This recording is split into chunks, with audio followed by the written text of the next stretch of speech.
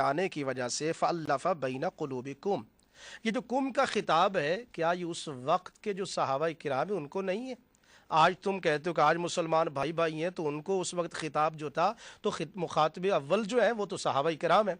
اس کے بعد دیکھیے ناظرین کرام، آج جو مفتی صاحب نے بیان کیا اور میں کئی مہینوں سے سن رہا ہوں کہ جناب مفسر صاحب ٹی وی پر بیٹھ کر ان آیات کو تو پڑھتے ہیں کہ جناب غزوہ احد ہوا اور اس کے موقع پر جو ہے وہ وہاں پر بھاگ گئے، اور جب بھاگنے والے ہیں تو ان کو ہم صحابی کیسے کہہ سکتے ہیں؟ اب میں صاحبان عقل و دانش اور جن کا ایمان اس قرآن پاک پر ہے، جو تحریف قرآن کے قائل نہیں ہیں، ان سے میں کہہ رہا ہوں، اور میرے جو اہل اسلام بھائی اور بہنیں میری سماعت کر رہی ہیں، یہ اللہ کا قرآن میرے ہاتھ میں ہے۔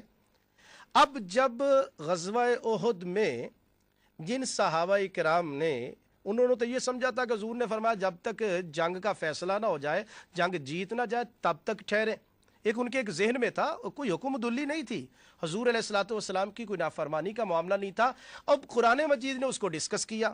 ابھی میں اپنے کیمرہ بھائی سے کہوں گا کہ وہ کیمرہ کو کلوز کر کے سورہ آل عمران، اچھا سورہ آل عمران، اور یہ اگر آپ کے پاس قرآن مجید ہو، جو اس وقت پوری دنیا میں تکبیر ٹی وی دیکھ رہے ہیں، یعنی کتنی بڑی خیانت ہے ناظرین کرام کہ قرآن مجید چلے حدیث مقدسہ ان کی کتابوں پر ہم بعد میں آئیں گے، اللہ کے بندو اس قرآن کو تو مانو۔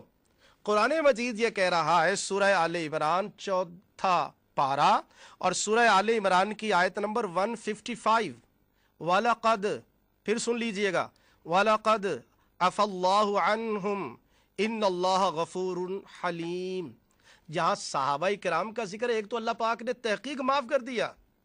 تو میرے بھائی، ٹی وی پر بیٹھنے کا شوق ہے آپ کو، تو جس کو رب معاف کر رہا ہے، آج تو اس کے بعد کیوں فتویٰ لگا رہا ہے ان پر؟ کیا تو رب سے بھی زیادہ استغفر اللہ تیرے پاس طاقت اور قوت ہے؟ جن کو اللہ رب العالمین، جس کے قبضہ قدرت میں ساری کائنات ہے، تبارک الذی بیدہ الملک وہو علی کل شیء قدیر، قرآن پاک ہے تو پڑھیے میری بہنوں، جو تم کال کرتی ہو وہاں صحابہ کرام کے بارے میں باتیں پوچھتی ہو، کاش تم نے کسی مولوی اور ذاکر کی بات پر اتنا نہ سنا ہوتا۔ اگر یہ آج قرآن کھولو اور اس کی آیت نمبر 155، وَلَقَدْ عَفَا اللَّهُ عَنْهُمْ، اور تحقیق لام بھی تاکید کے لیے، اللہ پاک فرماتے ہیں ہم نے، اللہ پاک نے معاف کر دیا۔ تو غزوہ احد میں جو اب آخری رولنگ رب العالمین نے یہ دے دی کہ جن سے وہاں لغزش ہوئی تھی ان کو ہم نے معاف کر دیا۔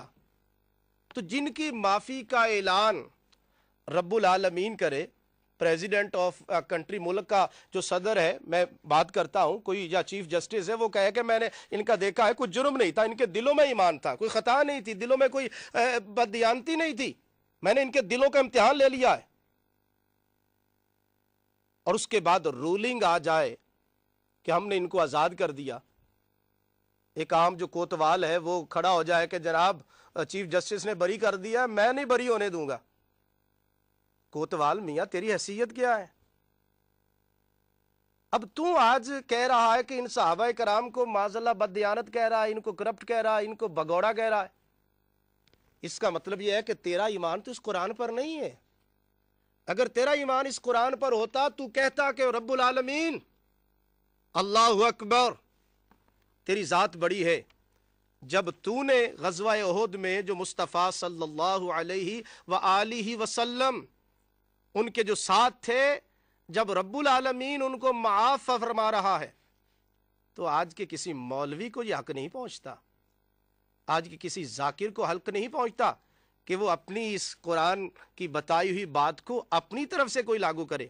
تو ہمارا پیغام محبت ہے، حقائق بتانا ہمارا کام ہے، اور اس کے بعد میرے ناظرین بھائیوں اور بہنوں، سوچنا آپ کا کام ہے۔ آیت نمبر 155، 4 پارہ سورہ آل عمران، اس کو پڑھیے گا، اور اللہ پاک جو اپنی 2 صفات لا رہے اس پہ غور کیجئے گا۔ ابھی کوئی کال کرتا ہے نا، صحابہ کرام کا ذکر آتا ہے تو ایک صاحب غضبناک ہو جاتے ہیں، صحابی، اللہ کے بندے کوئی ہوش کر، رب العالمین کی 2 صفتیں ہیں جہاں معافی کا اعلان ہو رہا ہے۔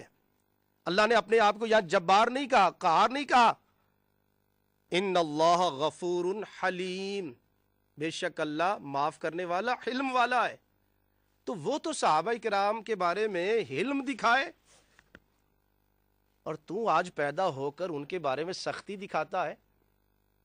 ہمیں مان نہ مان، ہمارے متعلق تمہارا کیا عقیدہ ہو، مگر ملت اسلامیہ کے اوپر کیوں ظلم کر رہے ہو آپ؟ تو قرآن مجید فرقان حمید، جب میں اب آگے احادیث کی بات بھی آئے گی، ان حضرات کی کتابوں کا بھی آج تذکرہ ہوگا کہ تحریف قرآن کون کر رہا ہے. رپلائی آپ دیتے رہیں تو رپلائی کب تک دیں گے آپ؟ ہم خاموش رہے اس لیے کہ ہم چاہتے ہیں کہ برطانیہ کے اندر، اور ہمارے کئی بھائی ہیں برمنگھم کے اندر، ہم اکٹھے کام کرتے ہیں، اسٹیئرنگ گروپس ہیں، لیکن میں ان صاحبان علم سے کہوں گا جو ان کے کرتا دھرتا ہیں کہ ہماری طرف سے انشاءاللہ تعالی، اس لیے کہ ہم اس اعتبار سے کہ ہمارے دامن میں تو اہل بیت کی محبت بھی ہے، ہماری نسبت بھی ادھر ہے. اہل بیت کی شان میں گستاخی کا ہم کوئی سوچ بھی نہیں سکتا. جو سنی ہو یا رسول اللہ کہتا ہو، اس کا تن من دھن اہل بیت پر قربان ہے. خاندان نبوت پر جتنا ادب اور احترام ادھر ہے، کم ملے گا کہیں پر. لیکن وہ ہم بات کریں گے جو قرآن کہہ رہا ہے. ناظرین کرام، اس سے پہلے کہ گفتگو آگے جاری رہے،